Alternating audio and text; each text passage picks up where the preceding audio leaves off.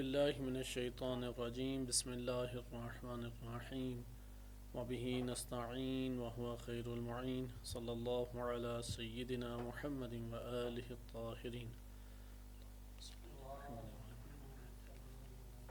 چہل حدیث میں امام خمینی رحمۃ اللہ علیہ کی بیان کردہ شرح حدیث میں پہلی حدیث جہاد نفس ہم پڑھ رہے تھے۔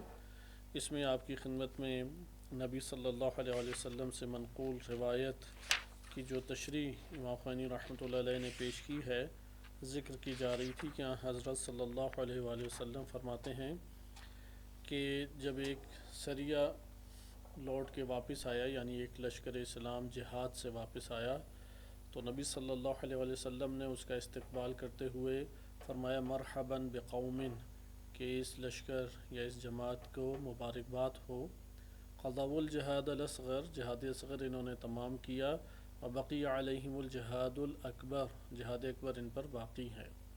فقیل یا رسول اللہ ما الجہاد الاکبر، پوچھا گیا خدمت اقدس رسول صلی اللہ علیہ وآلہ میں کہ جہاد اکبر کیا ہے؟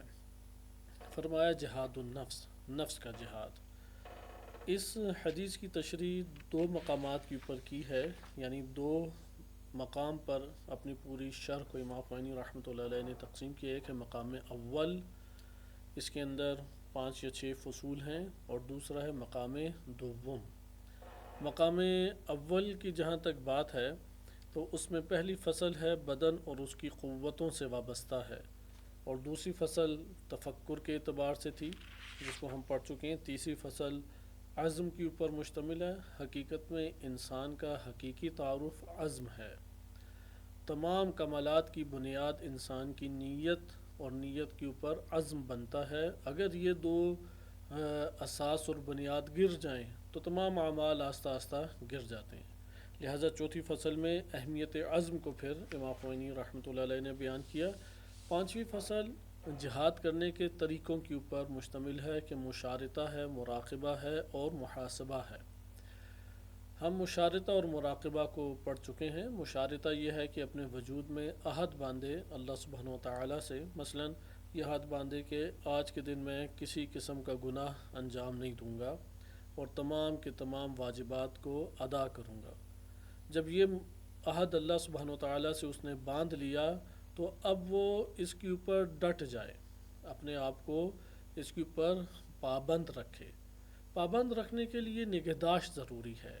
ایک نگہداشت غفلت سے ضروری ہے، اور دوسری نگہداشت جو ٹکراؤ انسان کے وجود میں مختلف وہمیات، وسوسوں اور خیالات کی صورت میں آتا ہے، اس سے جو جھگڑا انسان کے نفس کا چلتا ہے، اس جھگڑے میں اپنے آپ کو ثابت قدم رکھنا ضروری ہے۔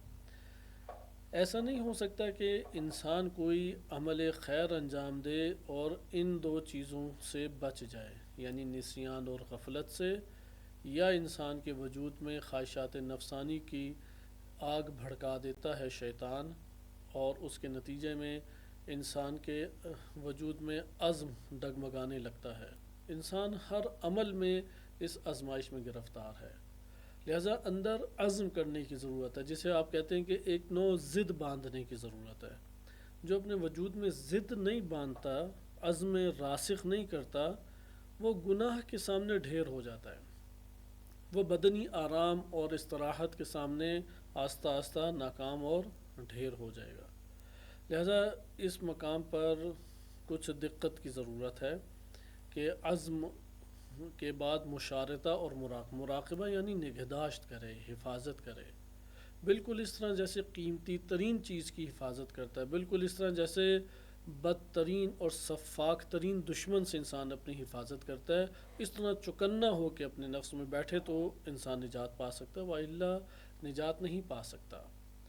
یہ مطلب پہلے بھی کئی دفعہ عرض کیا جا چکا ہے اور آگے بھی کتاب میں تکرار سے آئے گا کہ اہل بیت علیہ السلام کی احادیث میں یہ رہنمائی فرمائی گئی ہے کہ ہر انسان کے وجود میں 2 قلب ہیں، یعنی ایک، یہ بالفاظ دیگر کہہ لیں کہ قلب کے 2 کان ہیں۔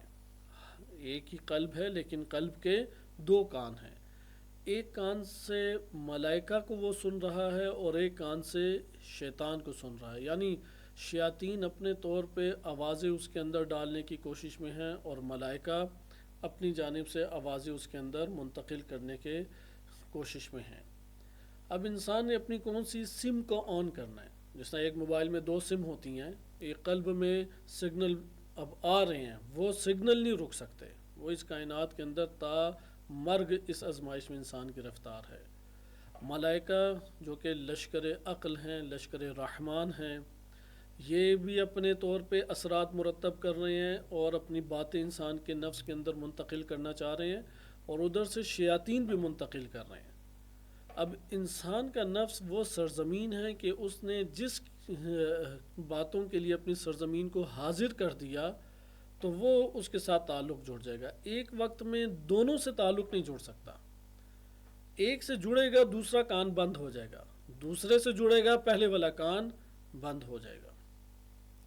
لہٰذا یہاں پہ انسان کی آزمائش سخت ہو جاتی ہے، اس لیے مراقبہ کرے کہ یہ جو آواز ہے وہ داخل تو نہیں اس نے کر دی، چونکہ وہ داخل کر رہے ہیں لیکن ہم اس کو بعض اوقات ایسا ہوتا ہے کہ غفلت کی وجہ سے ملائکہ سے تعلق ٹوٹ جاتا ہے انسان کا، اور آہستہ آہستہ شیاطین کی جانب جانا شروع ہو جاتا ہے۔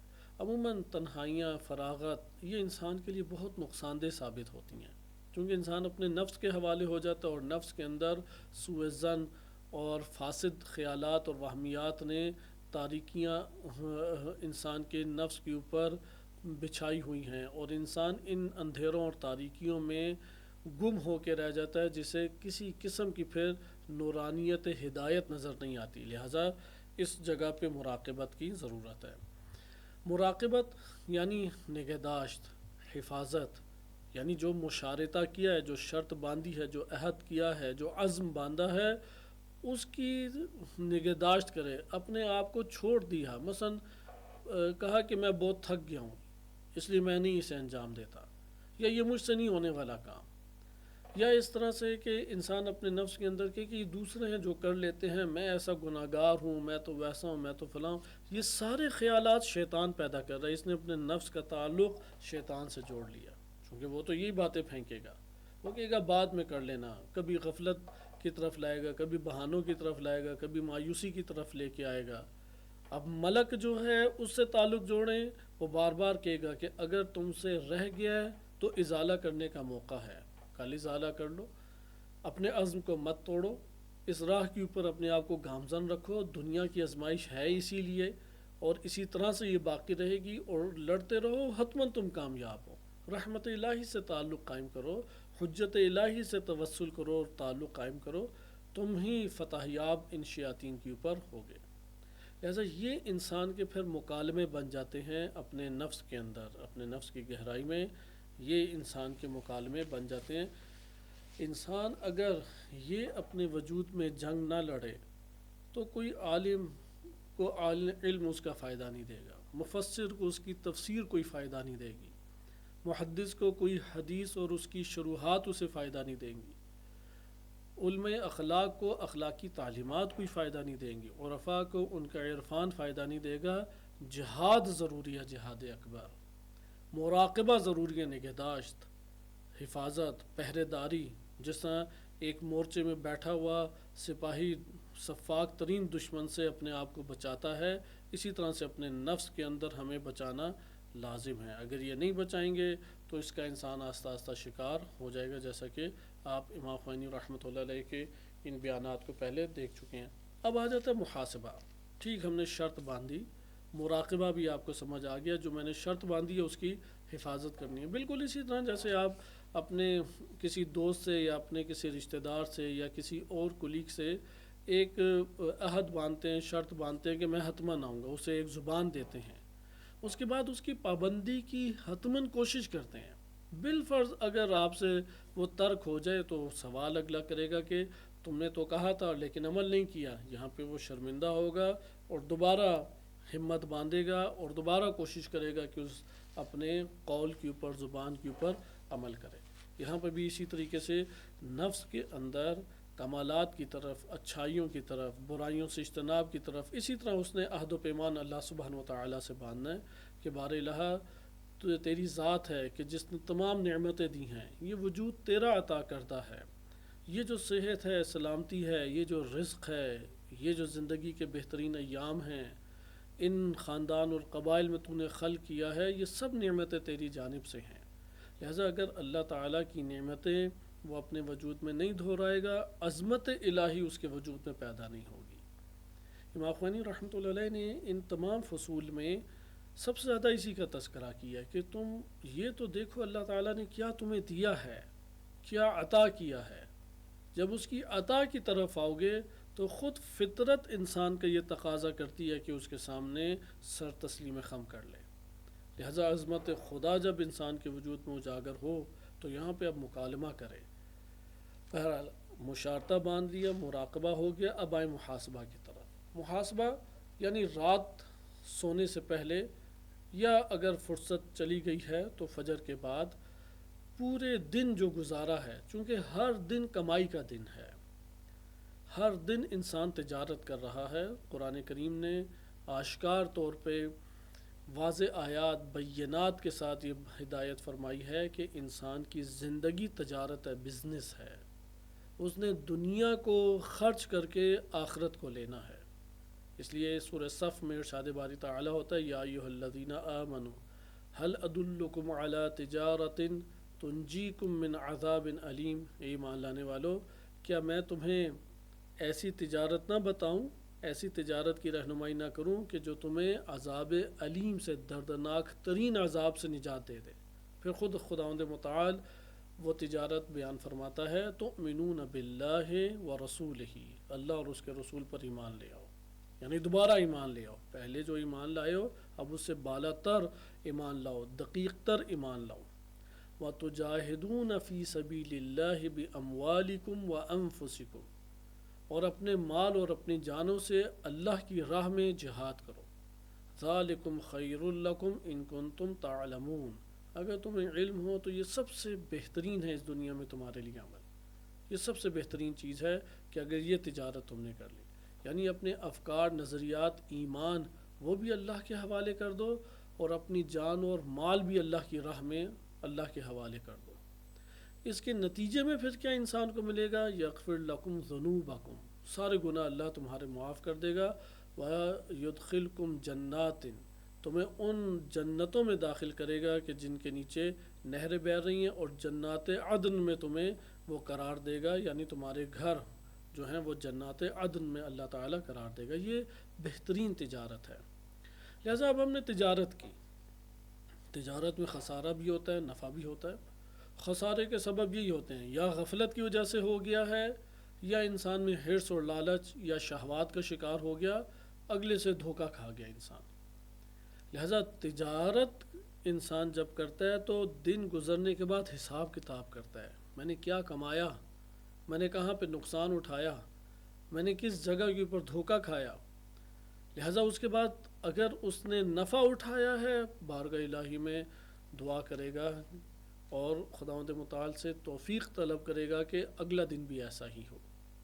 اور اگر نقصان اٹھایا ہے تو اسی وقت استغفار کرے، کیونکہ نہیں پتہ کہ دوبارہ آنکھ کھلے گی یا نہیں۔ یہ دھوکہ ہے کہ ہم جو سمجھتے ہیں کہ آج رات سویا ہوں تو صبح بھی اٹھوں گا، اگر صبح اٹھ گیا ہوں تو رات دوبارہ میرے لیے آئے گی۔ یہ دھوکہ ہے، چونکہ ایک دن ایسا نہیں ہونا۔ وہ کس دن ہے کہ کب آئے گا یہ پیغام موت، کسی کو نہیں پتہ۔ یہ اللہ سبحانہ وتعالیٰ کی حکمتوں میں سے ہے۔ یقین ہم سب کو ہے کہ اٹھ جانا ہے، اور کچھ بھی نہیں اس دنیا سے ہم نے لے کے جانا۔ لہذا رات کو محاسبہ کریں، اگر گزر گیا ہے دن کو محاسبہ کریں، چونکہ رات گزر گئی تو اب رات گزرنے کے بعد اٹھیں تو پہلے اللہ سبحانہ وتعالیٰ کی بارگاہ میں شکر کرے، اللہ تعالیٰ کی بارگاہ میں کہ بار الہ دوبارہ تو نے مجھے زندگی دی، پھر موت کے منہ سے تو مجھے واپس لے آیا۔ آج کا دن بہترین تجارت میری قرار دے۔ آج کے دن ایسا نہ ہو کہ گرمیوں میں پگھلتی برف بیچ کے پھر پگھلتی برف ہی لے لوں، خسارے کا سودا ہے۔ یعنی دنیا کو میں خرچ کر کے دنیا ہی لے لوں، خسارے کا سودا ہے۔ دنیا خرچ کر کے آخرت لے لوں جو باقی ہے، جو فنا نہ ہونے والی ہے، جو ابدی ہے۔ بل تؤثرون الحیات الدنیا والآخرۃ خیر وابقی، سورۃ الاعلی میں ارشاد باری تعالی ہوتا ہے، افسوس یہ ہے کہ تم لوگ مر مٹے ہو دنیا کے اوپر، تم لوگوں نے ساری چیزیں تو دنیا کے لیے اوپر نچھاور کر دی، اپنی بہترین صلاحیت دنیا کمانے کے لیے، اپنے بہترین اوقات دنیا کمانے کے لیے، اپنے بہترین تعلقات دنیا کمانے کے لیے. ساری چیزیں جب دنیا کمانے کے لیے تم نے اپنی اعلیٰ ترین چیزیں خرچ کر دیں تو اس دنیا نے تو چلا جانا ہے، وہ جو تم نے خرچ کیا وہ بھی چلا جائے گا. والآخرۃ خیر و ابقا، دو صفات بیان کی آخرت کی. جو جہان آخرت ہے وہ باقی بھی ہے اور بہتر بھی ہے. دنیا کی ہر چیز جو ہم نے سنی ہے یا ہم جو دیکھتے ہیں جب وہ پائیں گے تو کم ہے. نہج البلاغہ میں امام علی علیہ السلام فرماتے ہیں دنیا کی تمام چیزوں کے ساتھ ایسا ہے، اس کا جو ذہنی تصور کرتے ہیں جب اسے پائیں گے تو ذہنی تصور سے وہ کم ہوتا ہے، اس جیسا نہیں ہوتا. مثلا آپ کو کہا جائے فلاں بڑا خوبصورت ملک ہے، بڑی خوبصورت جگہ ہے، مثلا کشمیر ہے، سوئٹزرلینڈ ہے، فلاں جگہ ہے، آپ کو جب بیان کیا جا رہا ہے ذہن ایک تصور بنا رہا ہے، وہ جو تصور بنا ہے وہ بڑا رنگین ہے، لیکن جب ادھر جائیں گے تو ویسا نہیں نکلے گا. ادھر کا پانی اور آپ کے گھر کے نلکے میں جو پانی آ رہا کوئی فرق نہیں ہے. موسم کی تبدیلی ہو سکتی ہے، اونچ نیچ جو مناظر کی ہے وہ ہو سکتی ہے، لیکن ذہن نے جو منظر بنایا تھا اس کی نسبت پھیکا رنگ ہے. وہ شہوات ہیں کہ جو انسان کے وجود کے اندر ایک رنگینی کو برپا کر رہی تھی. لہذا اب آپ آ جائیں آخرت کی طرف. امام فرماتے ہیں کہ آخرت میں تم جو کچھ سنا ہے اس سے بڑھ کر پاؤ گے.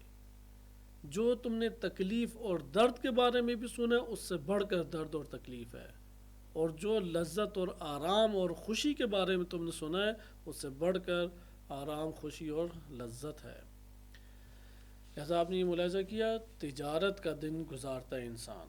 یہ جو روز تجارت ہے اس روز تجارت کو ضائع نہ ہونے دے، اپنی زندگی کو تجارت کے دن رکھیں. اسی لیے رہبر معظم کی ایک کتاب ہے کہ شہداء کو انہوں نے اس کے لیے وہ نام رکھا ہے کہ یہ تاجر ہیں جنہوں نے جانیں دے کے آخرت کو لے لیا ہے. تاجران خون سے جنہوں نے تجارت کی ہے. بعض نے مال سے تجارت کی، اللہ کی راہ میں مال خرچ کیا. بعض نے جان کی تجارت کی، اللہ کی راہ میں جان خرچ کی. بعض نے آ کے اپنی علمی صلاحیتوں کو خرچ کیا اللہ کی راہ میں. بعض نے آ کے اپنی دیگر خدمت خلق کو خرچ کیا. ہر ایک کے پاس کوئی نہ کوئی صلاحیت ہے، چونکہ ہم میں سے ہر شخص اللہ تعالیٰ کی قدرت اور اس کی علم اور اس کی ربوبیت کا نمونہ ہے. ہم نے اپنا آپ سب کچھ خود نہیں لیا، وہ عطا کردہ اللہ تعالیٰ کی ذات ہے. اس لیے خداوند متعال نے ہر ذات اور ہر شے کو کمالات دیے ہیں. وہ اپنے کمال کو اللہ کی راہ میں خرچ کرے، اپنے کمال کو خدا کی بارگاہ میں خرچ کرے. یہ تجارت ہے. کوئی علم میں آگے ہے، کوئی اپنے جسم کی ساخت اور جان کے اعتبار سے آگے ہے، کوئی مال کے اعتبار سے آگے ہے، کوئی اور کسی جہت سے ہے، شجاعت اس کے اندر پائی جاتی ہے. یہ سب وہ اللہ کی راہ میں خرچ کرے، یہاں پہ یہ تجارت ہو جائے گی. امام خمینی رحمۃ اللہ علیہ محاسبے کے موقع پہ بیان فرماتے ہیں کہ کچھ حصہ سابقہ آپ کی خدمت میں پڑھ دیا کہ مراقبہ کیا آپ نے سارا دن، اب مشارطہ اور مشارطے کے بعد مراقبہ، پہرے داری کی، چوکی داری کی کہ نہ شیطان کا وسوسہ آئے، نہ شیطان کی آواز اندر آئے. آ گئی ہے تو فوراً اسے پکڑ کے مٹائے. جیسے کہ قلعے کے اندر دشمن داخل ہو جاتا ہے تو فوراً اسے مار بھگایا جاتا ہے، یا کوئی کیڑا جیسے نکل آتا ہے تو اسے فوراً آپ مار کے کمرے سے باہر نکالتے ہیں. تو نفس بھی ایک ریاست ہے، ایک کمرہ ہے، اس کے اندر جنود عقل، جنود رحمان، اس کو غلبہ دینے کی کوشش کریں. اور یہ جو بار بار حملہ آور ہو رہے ہیں، چور دروازوں سے داخل ہو جاتے ہیں، وسوسے، خیالات جو عزم کو آ کے توڑتے ہیں، ضعیف کرتے ہیں، غفلت کا شکار کرتے ہیں، ان سے مقابلہ کریں.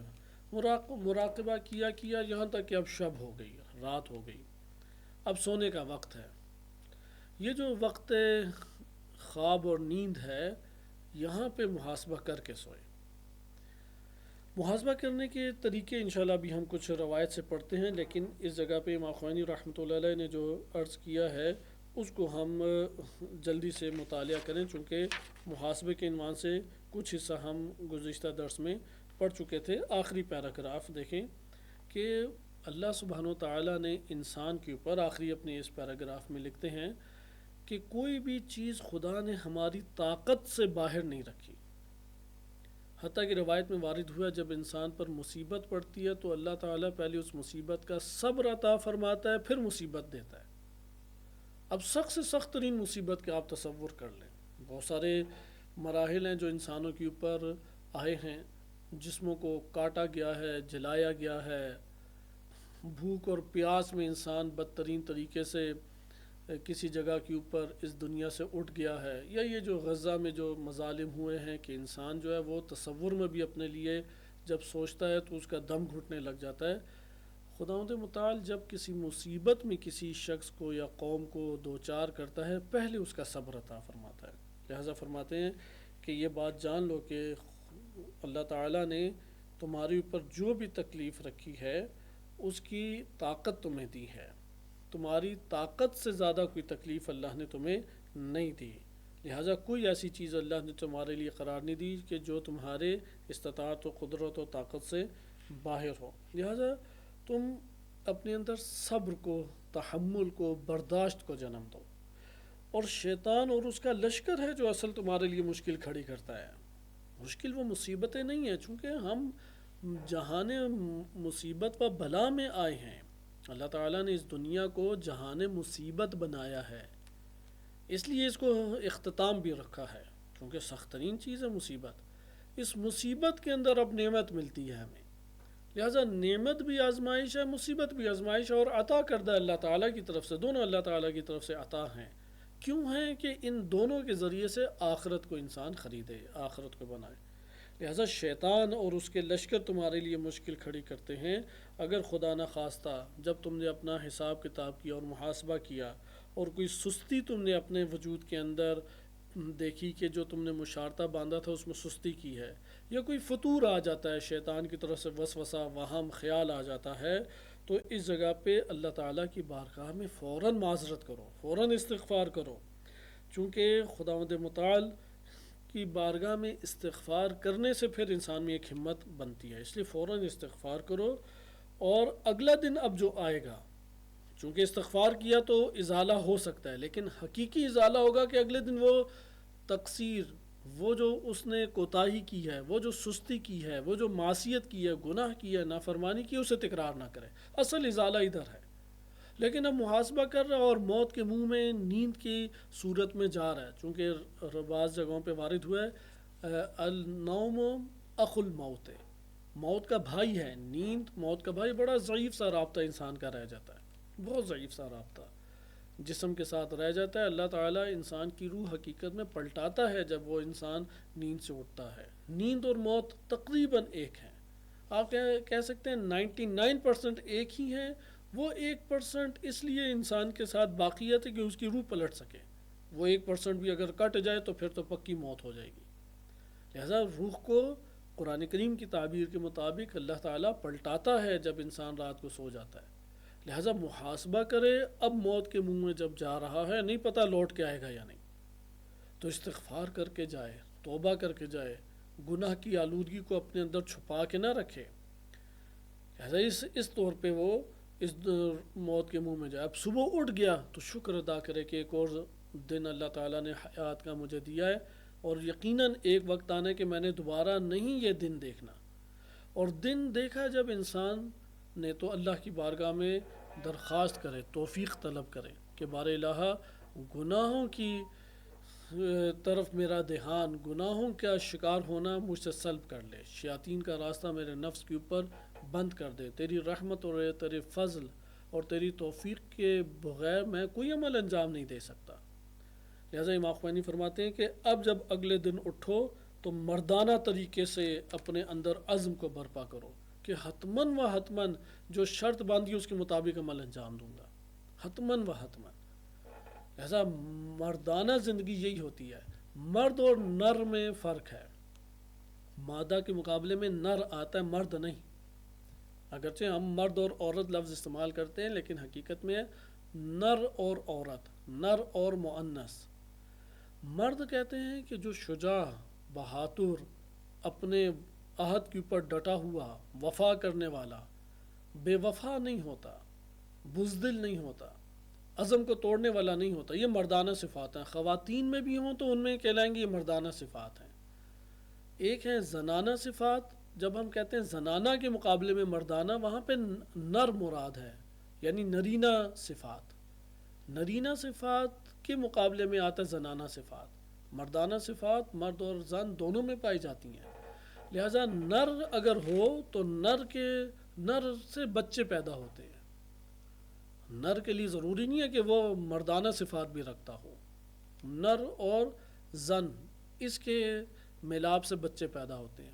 مرد کون ہوتا ہے؟ مردانہ صفات جسے عربی میں رجولیت کہتے ہیں، جیسے کہ قرآن کریم نے ذکر کیا من المؤمنین رجال، مومنین میں بعض ہیں کہ جو رجولیت کی صفت رکھتے ہیں، وہ مرد بھی ہو سکتے ہیں، زن بھی ہو سکتے ہیں۔ صدقوا ما عاہد اللہ علیہ، جو عہد و پیمان باندھا تھا اسے سچ کر دکھایا۔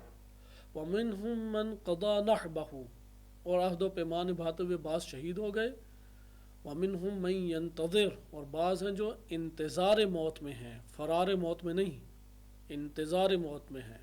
وما بدلوا تبدیلا، موت سے ہمکنار ہو گئے، عہد و پیمان اور جو مشارطہ کیا تھا اس کو نہیں توڑا انہوں نے۔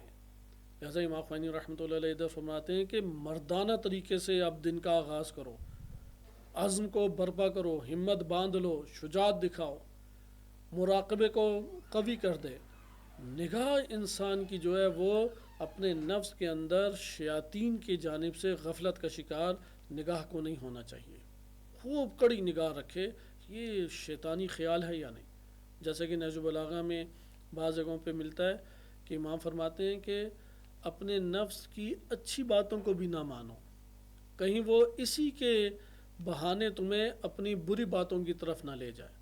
یعنی اگر تم اچھائی انجام دو تو نفس کی وجہ سے نہ انجام دو، قرآن کی وجہ سے، رسول صلی اللہ علیہ وآلہ وسلم کے بیان کی وجہ سے، امام معصوم کے قول اور فرمان کی وجہ سے، عقل کی وجہ سے، ان کی وجہ سے انجام دو، نہ یہ کہ میرا دل چاہ رہا ہے۔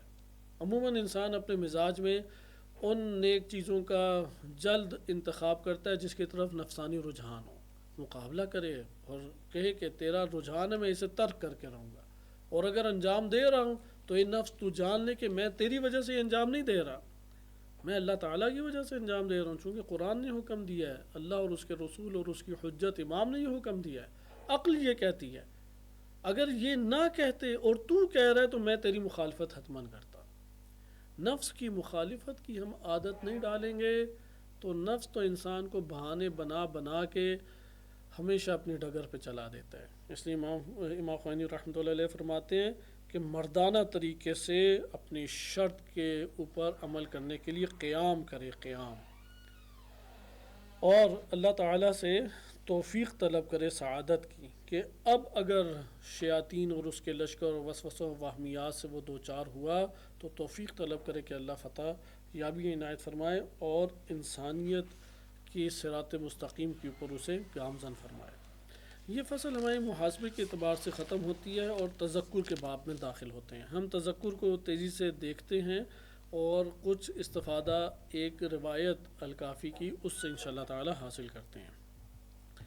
یہ فصل اس مقام کی آخری فصل ہے، مقام اول کی، چونکہ حدیث اول کی شرح امام خمینی رحمۃ اللہ علیہ نے دو مقام کے اوپر پیش کیا، یہ دو چیپٹر بنائے ہیں۔ چیپٹر جو 1 ہے، پہلا چیپٹر ہے، پہلا باب ہے، اس میں 6 فصلیں ہیں، آخری فصل یہی ہے جو آپ کی خدمت میں عرض کی جا رہی ہے، اور اس کے بعد دوسرا چیپٹر شروع ہوگا۔ لہٰذا اس جو فصل میں بیان کی ہے وہ میں آپ کے سامنے تیزی سے عرض کر دیتا ہوں، اور اس کی تشریح ہم انشاءاللہ کچھ حدیث اور آیات کی روشنی میں آگے پڑھتے ہیں۔ فرماتے ہیں امام خمینی رحمۃ اللہ علیہ کہ انسان اگر چاہتا ہے کہ شیاطین اور اپنے نفس کے خلاف جو جہاد کر رہا ہے اس جہاد میں کامل اس کی مدد کی جائے، یعنی وہ مدد اس کی کاملاً ہو جائے، تو اس کاملاً مدد کے لیے انسان کو ضروری ہے کہ وہ تذکر کرے۔ تذکر یاد دہانی کو کہتے ہیں، ذکر یاد، تذکر یاد دہانی۔ تذکر کی ایک اور آسان مثال اگر ہم دینا چاہیں، جیسا کہ سابقہ پہلے بھی چند دروس میں یہ عرض کیا جا چکا ہے کہ انسان کا نفس قبرستان ہے، انسان کا نفس حقیقت میں معلومات کا قبرستان ہے۔ جیسے انسانی بدن کا قبرستان وہ ہوتا ہے جسے ہم قبرستان کہتے ہیں، وہ انسانی بدن کا، انسان کا نہیں۔ یہ مطلب انشاءاللہ آگے آئے گا کہ انسان کے لیے 5 یا 6 قبریں ہیں جو ملا صدرہ رحمۃ اللہ علیہ یا دیگر بزرگان نے ذکر کی ہیں. ان میں سے ایک قبر انسان کے جسم کی قبر ہے، ایک قبر انسان کی روح کی قبر ہے، اور پھر بقیہ آگے کچھ قبریں ہیں. انسان کے جسم کی قبر کو ہم قبرستان کہتے ہیں. وہاں پہ صرف انسان کا جسم چلا جاتا ہے، انسان کی روح اس میں نہیں ہوتی. انسان کی روح کا قبرستان برزخ کہلاتا ہے.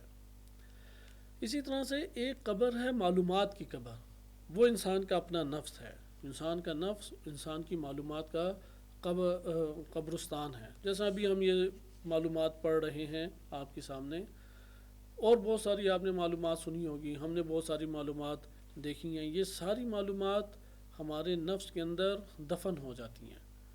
ان دفن شدہ مردہ معلومات کو زندگی چاہیے، اور اس زندگی کا نام ہے تذکر. لہذا معلومات ہیں، دوبارہ جب باہر سے انہی معلومات کا تذکرہ سنتا ہے تو وہ سننے والی معلومات اور جو دفن ہو چکی ہیں نفس میں معلومات، یہ پکڑ کے اس کو زندہ کر دیتی ہیں. اور انسان حقیقت میں زندگی اسی میں بسر کرتا ہے جو اس کے نفس کے اوپر خیالات، تصورات اور علم یا عقلی صورتیں اس کے اوپر اجاگر ہیں. کوئی بھی شخص بیرونی طور پہ زندگی بسر نہیں کرتا.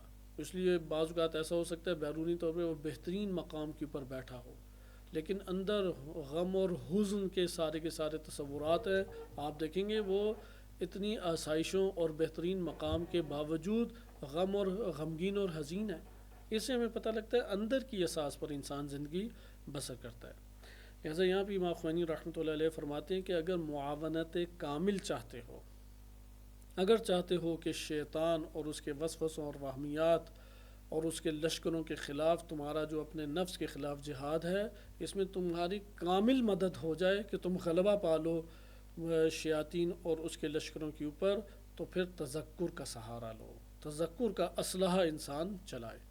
تذکر اس مقام پہ بہت سارے معنی رکھتا ہے. خود بیان کرتے ہیں کہ وہ سارے مطالب نہیں بیان کیے جا سکتے، صرف ایک مطلب کو پھر اپنی بقیہ شرح میں ذکر کرتے ہیں، اور مطلب یہ ہے کہ اللہ کی نعمات اور جو اللہ کی رحمتیں انسان تیرے اوپر نازل ہوئی ہیں اس پہ غور و فکر کر. یعنی اللہ کی نعمتوں کو یاد کرو. انسان کی فطرت ہے کہ جس سے اس نے فائدہ حاصل کیا ہوتا ہے اس کے سامنے عاجز ہو جاتا ہے، اس کا احترام برپا کرتا ہے، اس کی عظمت کا قائل اپنے وجود میں ہونا شروع ہو جاتا ہے. لہذا خدا کی جتنی نعمتیں یاد کرے گا، خدا کی جتنی رحمتیں یاد کرے گا، اور جس سطح کی نعمت و رحمت ہوگی اس سطح کا اپنے اندر وہ عظمت الہی اور تقدس الہی کا احساس پاتا چلا جائے گا. لہذا اگلے پیراگراف میں فرماتے ہیں کہ انسان کی فطری امور میں سے ہے کہ جبلتاً و فطرتاً انسان اپنے اندر یہ احساس پاتا ہے کہ جس نے اسے نعمت دی ہے اس کا احترام کرتا ہے. یہ پوری دنیا میں ہوتا ہے کہ ملحدین جو اللہ تعالیٰ کو نہیں مانتے، اگر کوئی ان کے اوپر احسان کرے وہ اس کا احترام کریں گے. لہذا پھر آگے ذکر کرتے ہیں کہ انسان تو ایک کھلی کتاب ہے، تیری ذات، ہر ذات وہ ایک کھلی کتاب ہے. ہم میں سے ہر شخص ایک اللہ تعالیٰ کی کتاب ہے. اس کتاب کو انسان پڑھے کہ کیا کیا رقم اللہ تعالیٰ نے اس کتاب کے اوپر کیا ہے. لہذا ہم سب کی اپنی ذات ایک کتاب ہے، اور اس کتاب میں تحریر کس نے کیا ہے؟ وہ اللہ سبحانہ و تعالیٰ نے تحریر کیا ہے. دیکھیں کہ غور کریں اپنی کتاب ذات کے اوپر، دیکھیں کہ اللہ تعالیٰ نے کن کن نعمتوں کو میرے اس کتاب کے اندر رکھا ہے، میرے نفس کے اندر رکھا ہے. جیسے جیسے نعمت بزرگ آتی جائے گی اتنا اللہ تعالیٰ کا احترام بڑھتا چلا جائے گا. اور واقعی یہ حقیقت ہے. تنہائی میں جائیں، سوچیں کہ اگر وہ واقعہ نہ ہوا ہوتا، اس وقت اچانک ایک بندہ نہ آیا ہوتا تو میں تو گناہ میں شکار ہو گیا تھا. اگر وہ نہ میں نے تھوڑا سا یہ ہاتھ میرا ہلا ہوتا، وہ تو ایکسیڈنٹ میرا ہو گیا تھا. فلاں جگہ کے اوپر فلاں ڈاکٹر سے میں چھٹکارا حاصل نہ کیا ہوتا، اس دنیا سے میں چلا گیا تھا. لہذا نعمتوں کی، خدا کی نعمتیں اور رحمتوں کو دیکھیں، کیونکہ اتفاق نہیں ہے کائنات میں، اتفاق نہیں ہے، تدبیر الہی حاکم ہے. حتیٰ ابھی ہم ادھر درس پڑھ رہے ہیں، اچھا یہ گفتگو ہم کر رہے ہیں، ساری تدبیر الہی کے تحت ہے، اتفاق نہیں ہے. کوئی نیکی ہے، کوئی خداوند متعال نے توفیق طلب کی ہمارے لیے قرار دی ہے کسی نہ کسی وجہ سے، لہذا غور و فکر کریں گے، یہ اتفاق نہیں ہے۔ ہر انسان کی ذات ایک کتاب ہے اور اس کتاب کا اسے مطالعہ کرنا چاہیے۔ لہذا آگے آپ دیکھیں امام خمینی رحمۃ اللہ علیہ فرماتے ہیں کہ نعمت جتنی بزرگ تر ہوگی اتنا وہ اپنے اس منعم نعمت دینے والے کے سامنے سر تسلیم خم کرتا چلا جائے گا، احترام اس کا کرتا چلا جائے گا۔ مثلا وہ پھر آگے مثال دیتے ہیں کہ اگر آپ کو کسی نے ایک گھوڑا دیا ہے یا بالفرض اگر ایک مکان آپ کو دیا ہے، آپ کے لیے گھوڑے سے آج کے دور میں آپ کہیں کسی نے گاڑی دی ہے آپ کو، اس دور میں پرانے دور میں گھوڑے ہوتے تھے، یہ روایات سے ہی مطالب اخذ شدہ ہیں امام خمینی رحمۃ اللہ علیہ کے۔ کسی نے ہمارے اوپر نیکی کی ہے تو ہم اس کا احترام اپنے دل میں پائیں گے۔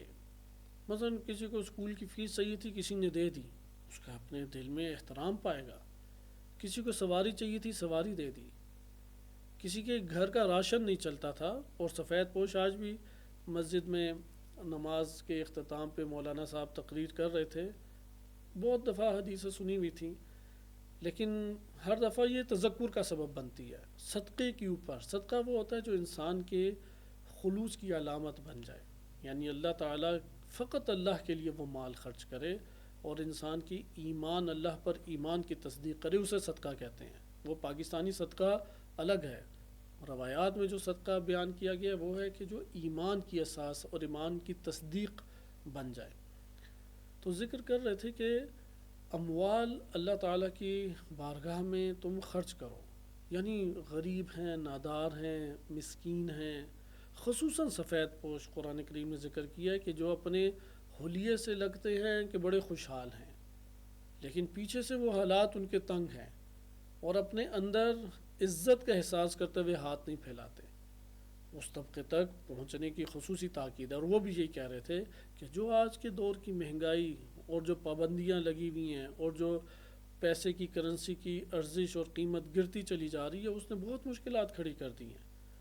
لہٰذا اس میں کسی بھی صورت میں ایک وہ شخص جس کے پاس اموال ہیں وہ اپنے دوسرے مومن بھائی کو فراموش نہ کرے۔ لہٰذا بہرحال ایک نے نیکی کی، اب جب نیکی ملی ہے تو وہ اس مومن کا کتنا احساس کرے گا یا جس نے بھی نعمت دی ہے۔ پھر آگے امام خمینی رحمۃ اللہ علیہ ایک اور مثال دیتے ہیں کہ ایک ڈاکٹر ہے، اس نے آپ کو نابینا پن سے نجات دی، ڈاکٹر نے آپ کی آنکھوں کا مرض ٹھیک کیا اور اندھا ہونے سے بچا لیا، آپ اس ڈاکٹر کے بہت مشکور ہوں گے، بار بار شکریہ ادا کریں گے۔ اچھا آنکھ ایک چیز ہے پورے بدن میں، ایک ڈاکٹر نے آپ کو موت کے منہ سے باہر لے آیا، آپ اس کا اس ڈاکٹر سے زیادہ شکریہ ادا کریں گے، کیونکہ نعمت بزرگ ہے حیات۔ اگرچہ اندھا پن سے بچانا یہ بھی ایک نعمت ہے، اس کا شکریہ ادا کرنا چاہیے، لیکن حیات نعمت بزرگ ہے۔ اب اس طور پہ اگر آ جائیں، صرف اور صرف یہ آکسیجن بند ہو جائے، جیسے کرونا کے ایام میں ہم نے دیکھا، امام خمینی رحمۃ اللہ علیہ نے اسی آکسیجن کی مثال دی، ایک آکسیجن یہاں پہ بند ہو جائے، کون سا ادھر جاندار ہے کہ جو حرکت کر سکے گا؟ فری اللہ تعالیٰ نے آکسیجن رکھی، لیکن اس دور میں کرونا نہیں تھا کہ بندوں کو بات سمجھائی جا سکے۔ یہ 2020-21 میں جو کرونا آیا ہے، اس کرونا کے اوپر غور کریں کہ اگر یہ سانسیں سلنڈر سے ملنا شروع ہو جائیں، ادھر ایران میں بھی یہ ہوا، دیگر ممالک میں بھی ایسا ہی ہوا، سلنڈر ہی نہیں مل رہے، مریض موجود ہے، انہیں آکسیجن چاہیے، آکسیجن سلنڈر اب نہیں ہے، اب ڈھونڈ کے بندے تھکتے کرایوں کے اوپر لے رہے ہیں، بڑی بڑی رقمیں دے رہے ہیں۔ اگر اللہ سبحانہ وتعالیٰ ہر شخص کے لیے ان سانسوں کو قیمتاً رکھ دیتا کہ خریدو اور لو، یا ان سانسوں کو بند کر لے، کیا انسان کے نفس کی حالت ہوگی؟ اسی طریقے سے بقیہ نعمت پہ غور کرے گا، سجدے سے سر نہیں انسان کا اٹھ سکے گا اور انسان کے وجود کے اندر ایک عظمت الہی جنم لے لے گی۔ اس لیے ذکر کرتے ہیں کہ صحت بدن ہے، آنکھ ہے، کان ہے، ذائقہ ہے، لمس ہے، اسی طرح خیال، وہم، عقل کی تو جو باطن میں طاقتیں دی ہیں، ساری کی ساری عظیم نعمتیں جن کے بے شمار فوائد ہیں، بے شمار نفع انسان حاصل کر رہا ہے، اور اس قدر ان کے نفع ہیں کہ اس کی حد ہی نہیں شمار کر سکتے، اس قدر اس کی بڑے پیمانے پہ نفع ہے۔ پھر آگے ذکر کرتے ہیں کہ اگر انسان ان نعمتوں پہ غور کرے تو مالک الملوک، جو تمام بادشاہوں کا بادشاہ ہے، وہ رب العالمین کی ذات ہے، اس کے سامنے سر تسلیمیں خم کر لے گا اور اس کی عظمت کا احساس اپنے وجود کے اوپر طاری کرے گا۔ یہاں سے اس کے اندر جو ہے وہ سعادت کے چشمے پھوٹنا شروع کریں گے، لہٰذا اطاعت کی طرف آئے گا، عبادت کی طرف آئے گا، معصیت سے بچے گا، گناہ سے بچے گا۔ لہٰذا پھر آگے ذکر کرتے ہیں کہ انسان کی فطرت میں یہ بات ہے کہ انسان ہر اس بزرگ شخص کا احترام کرتا ہے کہ جو مالدار ہے یا اس کی طرف سے اس کا نعمت کوئی ملتی ہے، فائدہ اسے ملتا ہے۔ اب اللہ تعالیٰ کی طرف دیکھیں تو صرف اور صرف ایک بحر بے کراں نا ختم ہونے والا سمندر ہمارے اوپر جاری ہے۔ جو سانسیں نکل گئیں وہ لوٹ کے نہیں آتی، نئی سانسیں پیدا ہوتی ہیں۔ ہر روز نئی شان ہے، ہر روز نئی شے ہے۔ ادھر روز سے مراد وہ دن اور رات والا روز نہیں ہے، کل یوم ہوا فی شأن، یوم بے معنی دن نہیں ہے، 24 گھنٹے نہیں ہیں، یعنی ہر شے نئی پیدا ہو رہی ہے۔ جس طرح آپ اگر ایک نہر یا پانی کے چشمے کے سامنے کھڑے اور 14ویں کا چاند کا عکس ادھر پڑ رہا ہے، ہمیں آنکھیں دکھا رہی ہیں کہ ایک ہی عکس ہے، لیکن جو پانی گزر گیا وہ گزر گیا۔ ہر نیا پانی آ رہا اور نئے پانی پہ ہر نئی تصویر بن رہی ہے، ہر آن وہ تصویر اور وہ پانی تبدیل ہو، چونکہ پانی تبدیل ہو رہا ہے وہ تصویر بھی تبدیل ہو رہی ہے۔ چاند کی جانب سے دیکھیں، وہ 1 سیکنڈ پہلے جہاں تھا اب ادھر نہیں ہے، وہ نئی روشنی ادھر پھینک رہا ہے، سورج سے بے شک لے رہا ہے لیکن نئی روشنی ہے، ہر شے نئی اور تازہ ہے۔ انسان کے پورے بدن میں بھی ایسا ہی ہے، پوری کائنات میں چیز ہر آن تبدیل ہو رہی ہے، ہر آن نئی ہے، تازہ ہے، جدید ہے۔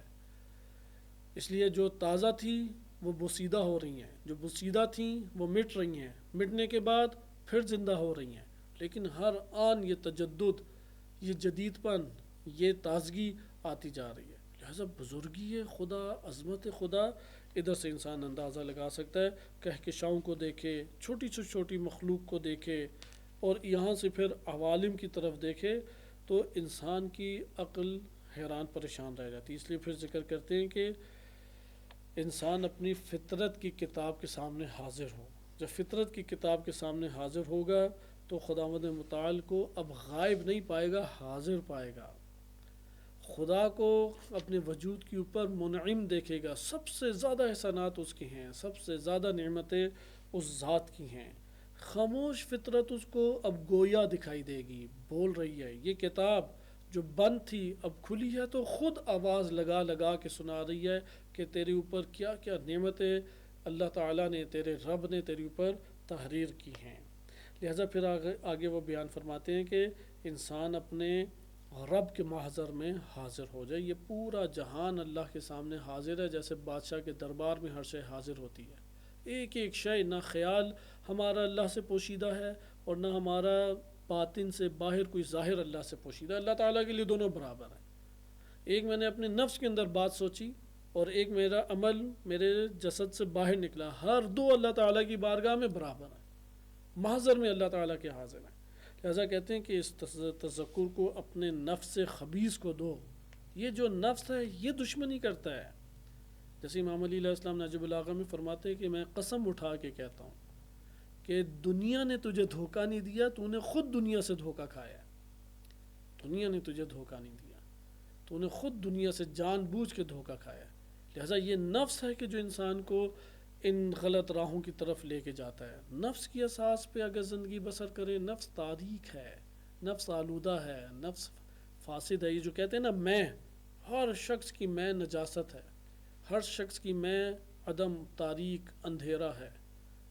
ہمیں باہر سے کچھ عطا ہوگا تو تب نورانیت آئے گی، پہلا تو ہم سارے ایک نجس قطرے سے خلق ہوئے ہیں۔ اس نجس قطرے کو اللہ تعالیٰ نے یہ جسم بنا دیا، ہمیں خدا نے رزق دیا اور جسم کو بڑھا دیا، پھر زندگی کی رونقیں اللہ تعالیٰ نے دی، تو اس میں ہماری کیا چیز ہے؟ وہ میں کوئی حیثیت نہیں رکھتی۔ لہذا کہتے ہیں نفس خبیث، اس نفس خبیث کو تذکر دو۔ یہ ظلمتوں میں پڑا ہوا نفس ہے، یہ گناہوں میں آلودہ نفس ہے، یہ معصیتوں سے دوچار نفس ہے۔ لہذا اپنے اس نفس کے اندر جو نعمتیں اللہ نے رکھی ہیں یہ نعمتیں نورانی ہیں، یہ عظمت کا نور پیدا کرے، اللہ پر ایمان کا نور پیدا کرے، یہ نفس چمک اٹھے گا۔ اس لیے نفس کی اساس کے اوپر کچھ حاصل کرے، کچھ حاصل نہیں ہوگا۔ خدا سے تعلق جوڑ کے، اس کی رحمت سے تعلق جوڑ کے، اس کی حجت الہی سے تعلق جوڑ کے، امام معصوم سے تعلق جوڑ کے کچھ حاصل کر لیا، یہ نفس یہ باکمال بن جائے گا۔ لہذا ذکر کرتے ہیں کہ اپنے وجود میں نعمات خدا کا جب تم تذکر کرو گے تو پھر اپنے آپ کو اللہ کے محضر میں حاضر پاؤ گے، اور اندر تم حیا کرو گے۔ خدا کی بارگاہ میں گناہ کرنے سے تمہیں شرم آئے گی، ندامت آئے گی، خجالت آئے گی، اور اپنے آپ کو تم خدا کی بارگاہ میں اس احساس کی وجہ سے چاہو گے کہ خداوند متعال کی بارگاہ میں اب گناہ نہ کرو۔ لہٰذا کہتے ہیں کہ نعمات کا تذکر کرو، اس کی رحمتوں کا تذکر بار بار اپنے وجود کے اندر ابھارو، تو تم اللہ کی نافرمانی چھوڑ دو گے، اور یہ جو جہاد اکبر کر رہے ہو، شیاطین کے لشکر کے اوپر تم غلبہ پا لو گے۔ دیکھیں ابھی صرف ایک چیز کا تذکر ہے، تذکر کا باب بہت طویل ہے، شاید آگے حدیث آئے گی تو اس میں ہم پڑھیں گے۔ صرف نعمت الہی پہ پوری نگاہ رکھے، ایک نعمت پہ فقط، ہوا کی نعمت، آکسیجن کی نعمت، صرف یہ جو آج کے دن مہلت دے دی ہے، یا یہ کہ محاسبے کی توفیق دی اور سونے سے پہلے توبہ کر لی سارے گناہوں سے، جس کا حق ادا کرنا تھا وہ حق ادا کر دیا۔ لہٰذا یہ جو انسان کے وجود کے اندر نعمات ہیں، صرف نعمت کی طرف اس کی توجہ چلی جائے، شیطان کے اوپر غلبہ پانا شروع کر دے گا۔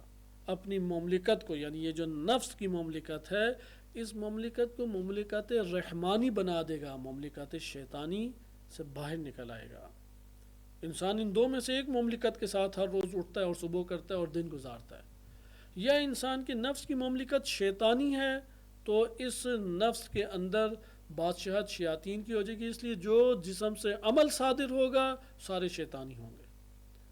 اور اگر اس نے مملکت رحمانی بنا دی اور رحمانی لشکر انسان کے نفس کے اوپر بادشاہت کر رہے ہیں، تو اب اس جسم سے نفس جو صادر کرے گا، جو ظاہر کرے گا، جو عمل انجام دے گا، وہ بھی رحمانی ہوگا۔ اس لیے وہ ذکر کرتے ہیں اللہ سے توفیق طلب کرو، مجاہدت کرو، تاکہ اس بزرگ ترین جنگ میں تم کامیابی حاصل کرو۔ یہ جہاد بن نفس میں ہمارے پاس ایک بہترین سرمایہ ہے تذکر۔ لہٰذا پھر اس کے بعد کہتے ہیں کہ انشاءاللہ بقیہ ہم باتیں عالم باطن، یعنی اب جو مقام دوم چیپٹر نمبر 2 آ رہا ہے اس حدیث کی شرح میں، اس میں وہ ذکر کریں گے، اور کہتے ہیں کہ ہم نے اس وجہ سے یہ تذکر دیا ہے تاکہ آپ کے اندر نا امیدی نہ آئے۔ امید باندھے رکھو کہ تم فتح یاب ہوگے، امید باندھے رکھو کہ تمہیں کامیابی اور غلبہ اللہ تعالیٰ عطا کرے گا۔ اللہ کی بارگاہ میں رو، گڑ گڑاؤ، آہوزاری کرو، مانگو خدا سے کہ اس جہاد میں اللہ تمہاری معاونت کرے۔ اللہ تعالیٰ حتماً و حتماً مدد کرنے والا ہے اور غالب آنے والا ہے، کیونکہ وہی ولی التوفیق ہے۔ یہ ہمارا پہلا چیپٹر ادھر ختم ہوتا ہے۔ ہم ایک حدیث کے اوپر اختتام کرتے ہیں۔ میں حدیث الکافی سے آپ کے سامنے عرض کر دیتا ہوں۔ محاسبے کے حوالے سے پورا ایک باب ہے، اور اس باب کے اندر احادیث متعدد ہیں۔ پہلی حدیث صحیح سند ہے، معتبر حدیثوں میں سے صحیح سند یعنی معتبر حدیث، ویسے حسن درجے کی ہے، معتبر حدیث ہے۔ یہ حدیث بڑی دلچسپ ہے۔ امیر المومنین علیہ الصلوۃ والسلام سے یہ حدیث ہے۔ حدیث میں فرماتے ہیں انما الدہر ثلاثۃ ایام، 3 ہمارے پاس دن ہے، ہر زمانہ 3 دن کے اوپر مشتمل ہے۔ زمانہ یعنی یہ جو چھایا ہوا زمانہ ہے، ماضی، حال، مستقبل، یہ 3 ہیں ہمارے پاس۔ اچھا، ماضی، حال، مستقبل امام نے نہیں فرمایا، فرمایا کہ الدہر، زمان جو ہے وہ 3 روز کے اوپر مشتمل ہوتا ہے، وہ ہفتہ ہو، مہینہ ہو، انسان کی زندگی 3 دن ہے۔ وہ کیا ہے؟ انت فیما بینہن، تم ان 3 دنوں میں ہی رہتے ہو، ان 3 دن سے انسان باہر نہیں آتا۔ مضى امس بما فیہ، ایک وہ دن ہے کہ تم نے عمل انجام دیا، گزر گیا، وہ دن ماضی ہو گیا۔ بس یہ یاد رکھیں، اس کو پہلے ذہن میں صحیح طرح بٹھائیں۔ انسان 3 دن میں ہی زندگی بسر کرتا ہے، ان 3 دن سے خالی نہیں ہے، ان 3 دن سے خالی نہیں۔ ایک ہے جو ماضی ہو گیا، فلا یرجع ابدا، یہ ماضی نہیں لوٹ کے آئے گا دوبارہ۔ جو گزر گیا گزر گیا، جو سانسیں ابھی گزر گئی، جو لحظات گزر گئے، جو عمر کا حصہ گزر گیا، وہ گزر گیا، یہ لوٹ کے اب نہیں آئے گا۔ پھر آگے کیا کہتے ہیں فَإِن كُنْتَ عَمِلْتَ فِيهِ خَيْرًا، اگر اس گزرے ہوئے دن میں تم نے خیر کا عمل انجام دیا تھا، لم تحزن لذهابه، تو غم نہ کھاؤ اس کے جانے کا، کیونکہ انسان کے لیے اچھے اور خوشگوار دن وہ چاہتا ہے کہ ویسے آئیں، لیکن کہتے ہیں چونکہ اس نے لوٹ کے نہیں آنا، غم نہ کھاؤ. وَفَرِحْتَ بِمَا اسْتَقْبَلْتَهُ مِنْهُ، اور خوش ہو کہ اس دن میں جو تم نے ماضی میں خیر انجام دیا تھا، یہ گزرے ہوئے لحظات، لمحات، یعنی ادھر دن سے مراد ہر لحظہ ہے. ابھی 1 گھنٹہ پہلے کچھ حالت تھی، ابھی 1 گھنٹہ ہم نے گزارا، حالت الگ ہے. یہ گھنٹہ بھی ماضی ہو جائے گا جیسے ابھی ہم بول رہے ہیں. اس میں خیر انجام دیا ہے تو ٹھیک ہے، اب محزون نہ ہو کہ یہ لوٹ کے نہیں آنا، لیکن اس کی وجہ سے مستقبل میں تم جو حاصل کرو گے اس پہ خوشی کا اظہار کرو گے، وہ خوش ہونا چاہیے. لیکن اگر وہ جو ماضی گزرا ہے اس میں تم نے فرطت فیہ ہے، تم نے کوئی گناہ انجام دیا تھا، کوتاہی کی تھی، سستی کی تھی، فحسرتک شدیدۃ لذہابہ، تو اب تو تمہاری حسرت بہت شدید ہوگی، چونکہ تم نے گھاٹے کا سودا کر لیا. تجارت ہے، پگھلتی برف گرمیوں میں بیچ کے تم نے پھر پگھلتی برف لے لی، تو ادھر تو اب حسرت ہی ہے. لہٰذا گناہ کا مطلب کیا ہے؟ میں نے دنیا خرچ کر کے پھر دنیا لے لی، دنیا نے تو چلے جانا ہے، فاسد ہو جانا ہے، میں دنیا خرچ کر کے آخرت لوں، وہ خیرون و ابقا ہے، وہ باقی رہنے والی ہے. لہٰذا امام فرماتے ہیں کہ تمہاری حسرت تو شدید ہوگی، اور اس میں جو تم نے گناہ انجام دیا ہے اس کا بھی تمہیں ایک حزن ہوگا. وَأَنْتَ فِي يَوْمِكَ الَّذِي، لیکن اب دوسرا دن آ گیا. وہ دوسرا دن کیا ہے کہ تم ایک دن کے اندر ابھی زندگی بسر کر رہے ہو، بس ایک دن گزر گیا، یا تو اس میں تم نے اچھا کام کیا یا برا کام کیا ہے.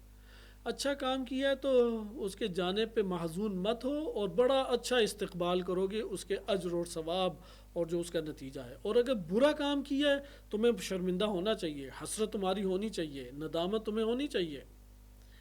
اچھا، اب اگلا نہیں مرحلہ بیان کیا کہ مستقبل میں کیا وہ کاٹے گا، کیونکہ ادھر گنجائش توبہ کی اور استغفار کی موجود ہے، اور ترک گناہ کی بھی ابھی فرصت موجود ہے اگر زندہ ہے. اس لیے امام نے ماضی سے اب آئے حال میں کہ تم کیا انت فی یومکا، اب وہ دن ہے جس میں تم ہو، الذی اصبحت فیہ من غد فی غرۃ ولا تدری لعلک لا تبلغہ، کہ تم اب وہ دن کہ جس میں تم نے صبح کی، من غدن جو کل کہلاتا تھا تمہارے لیے، یا تو تم نے دھوکے والا دن ہی گزارا ہے، یا تمہیں نہیں پتا کہ اب یہ کیا میں، یعنی وہ جو دھوکہ کل کھایا تھا اسی میں تم مشغول رہو گے، یا نہیں اس دھوکے سے باہر آ کے اچھے عمل کو تم انجام دو گے، تمہارے لیے ایک بہترین نصیب اللہ تعالیٰ کی ذات کی طرف سے کھل جائے گا، نہیں تمہیں پتا. اس روایت میں اصل میں بیان کرنا چاہ رہے ہیں کہ انسان کے لیے ایک ماضی ہے، ایک حال اور ایک مستقبل. مومن وہ ہوتا ہے جو حال میں زندگی بسر کرے، جو ماضی میں زندگی بسر کرتا ہے نہیں ہے مومن. جو مستقبل کی امیدیں بیجا باندھے رکھتا ہے نہیں کچھ اس کا پتہ، چونکہ مستقبل دونوں میں اس کے لیے فائدہ مند بھی ہو سکتا ہے، نقصان دہ بھی ہو سکتا ہے. جو ابھی تمہارے ہاتھ میں ہے، امام فرماتے ہیں کہ اس کو منظم کرو، اس کو تم انجام دو. لہٰذا آگے ذکر کرتے ہیں کہ جو تمہارا ماضی میں برا عمل تم نے انجام دیا تھا، ہاں یہاں پہ اب تمہارے پاس گنجائش موجود ہے. لہٰذا کہتے ہیں کہ 3 دنوں میں سے ایک دن تو وہ ہو گیا کہ جس میں تم نے ماضی میں برا عمل انجام دیا، ایک دن ہے جس کا تم انتظار کر رہے ہو، اور تمہیں اس کا یقین نہیں ہے کہ آیا تم اس آگے کے دن میں یہ جو گزشتہ دن میں تم نے گناہ کیا تھا یا کوتاہی کی تھی اسے ترک کر دو گے یا دوبارہ انجام دو گے.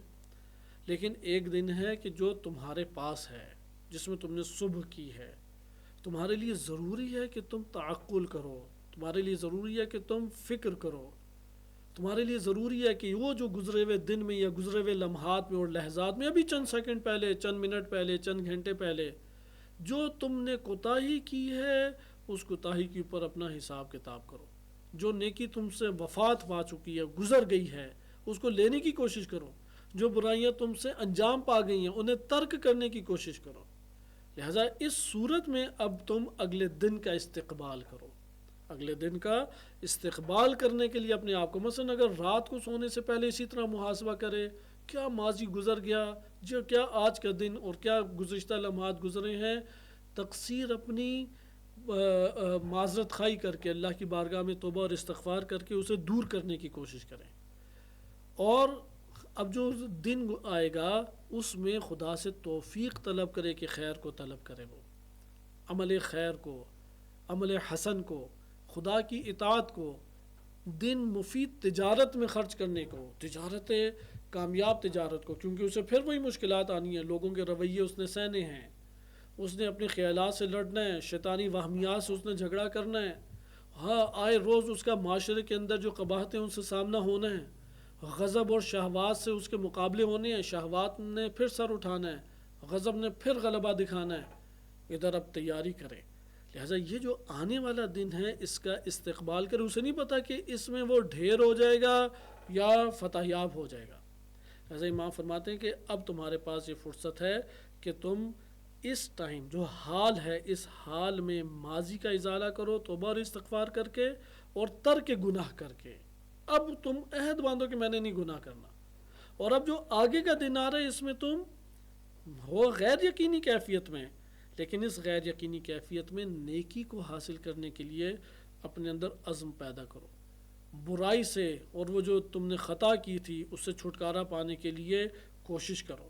فَأَنْتَ مِنْ يَوْمِكَ الَّذِي تَسْتَقْبِلُ عَلَى مِثْلِ يَوْمِكَ الَّذِي اسْتَدْبَرْتَ، کہ اگر تمہارا دن آئندہ آنے والا ویسا ہی ہو جیسا تم نے گزرا ہوا دن انجام دیا تھا تو یہ تمہارے لیے مشکل ہو جائے گی۔ لہٰذا حتماً مومن کا ایک معیار ہے کہ آنے والا دن گزشتہ دن کے نسبت نفع میں ہوتا ہے، یعنی دو صورتیں ہمارے پاس ہو سکتی ہیں، تین صورتیں۔ اب جو میں آئندہ آج رات کے بعد دن آئے گا، یا صبح سویرے محاسبہ کیا اور صبح سویرے اب دن کا آغاز جو ہو رہا ہے، یا تو اس دن بھی وہی کیا جو خطا میں نے کل کی تھی، خسارے کا سودا ہے، یا کل میں نے ایک عمل خیر انجام دیا تھا آج بھی وہی عمل خیر انجام دے رہا ہوں، مساوی ہے دن میرا، ماضی اور حال مساوی ہے، یہ بھی خسارے کا دن ہے۔ فائدہ کب ہے کہ جب آج جو میں دن پا رہا ہوں وہ ماضی کی نسبت میرے لیے نفع بخش ہو، ماضی میں گناہ کیا تھا آج گناہ نہیں کیا، ماضی میں خیر انجام دیا تھا آج اس سے بڑھ کر خیر انجام دیا ہے۔ اس لیے آنے والا دن یہ تجارت کا طریقہ ہے کہ کل میں نے پیسے کا نقصان کیا آج نہیں کرنا، اچھا کل بھی میں نے پیسے اتنے ہی کمائے تھے آج بھی میں اتنے ہی کما رہا ہوں، کیا میرے دن کا فرق ہو گیا، آج میں نے زیادہ پیسے کمانے ہیں۔ تو یہ انسان کے لیے تجارت فعمل عمل رجل، امام فرماتے ہیں اس شخص کی طرح عمل انجام دو کہ جو آئندہ آنے والے دنوں کے اوپر امیدیں باندھ کے نہیں رکھتا، بلکہ اس دن کے ساتھ امید باندھتا ہے جس میں اس نے صبح کی ہے، یعنی آج کا دن ہاتھ میں ہے، بس آج کے دن کا کام کرو، کل کا دن جب آئے گا اور پا لیا تو پھر کل کی پلاننگ کرو، صحیح کہ میں فعمل عمل رجل لیس یأمل من الایام الا یومہ، کہ وہ اس شخص کی طرح عمل کرو کہ جس کے پاس دنوں میں سے کسی دن سے اس نے امید نہیں باندھی سوائے اس دن کے الذی اصبح فیہ، جس دن میں اس نے صبح کی ہے، ولیلتہ، اور اس دن میں اسے رات بھی اللہ نے نصیب کی۔ فعمل اس لیے عمل کی طرف آؤ، عمل کی طرف آؤ، باتوں کی طرف نہیں، وعدوں کی طرف نہیں، خوابوں کی طرف نہیں، خیالات کی دنیا میں گم ہونے کی طرف نہیں، فعمل عمل کی طرف آؤ، ودعا، اور گناہوں کو ترک کرو، ترک کر کے بتاؤ۔ ایک دفعہ ہوتا ہے زبان سے کہتا ہے استغفر اللہ و اتوب الیہ، لیکن ایک دفعہ عمل ترک کر کے کہتا ہے استغفر اللہ و ربی و اتوب الیہ، یعنی عمل کا ترک کرنا یہ زبان عمل ہے، ایک زبان لفظ ہے، ایک زبان عمل ہے، دونوں میں مطابقت ہو، دونوں میں موافقت ہو، یہ کامیاب ہے۔ دونوں میں موافقت نہ ہو تو روایات کی زبانی یہ نفاق ہے، منافقت ہے، لہذا موافقت ہوگی تو مومن ہے۔ اس لیے امام فرماتے ہیں وعمل فعمل فعمل، عمل کرو عمل کرو، او دع، اور گناہوں کو ترک کرو ترک کرو۔